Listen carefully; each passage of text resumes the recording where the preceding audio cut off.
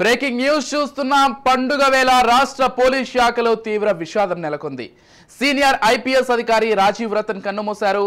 ఛాతీ నొప్పి రావడంతో కుటుంబ సభ్యులు ఆయన్ను హుటాహుటిన నగరంలోని ఏజీ ఆసుపత్రికి తరలించారు. ఆసుపత్రిలో చికిత్స పొందుతూ గుండెపోటుతో ఆయన మృతి చెందారు.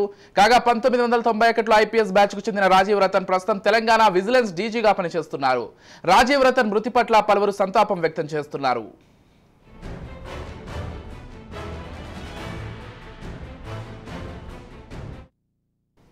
రైట్, బ్రేకింగ్ న్యూస్ అయితే చూస్తున్నాం. పండుగ వేళ రాష్ట్ర పోలీస్ శాఖలో తీవ్ర విషాదం నెలకొంది.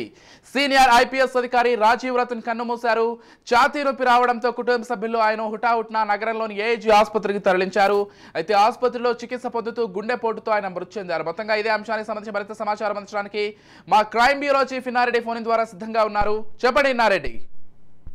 విజయ్, మనం గమనించవచ్చు, ఈ పండుగ అంటే ఉగాది పండుగ సంతోషంగా జరిపించుకుంటే తెలుగు ఉగాది అనేది అందరికీ చాలా ఆనందమైన పండుగ అని చెప్పుకోవచ్చు. మరి ఇలాంటి సమయంలో ఒక సీనియర్ ఐపీఎస్ ఆఫీసర్ పోలీస్ శాఖలో ఉన్న రాజీవ్ రతన్ కన్నుమూయడం నిజంగా చాలా విషాదకరమైన సంఘటన.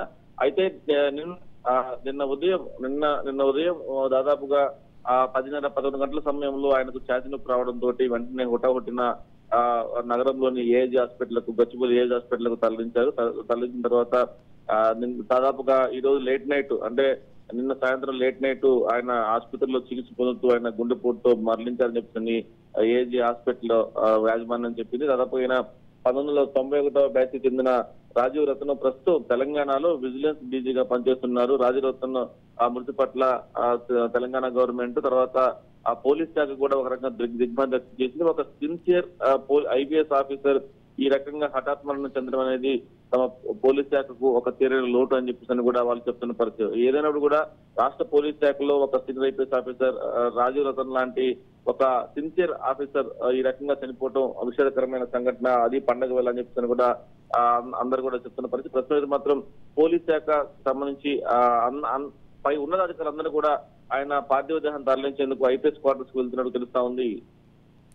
Right, thank you విన్నారెడ్డి.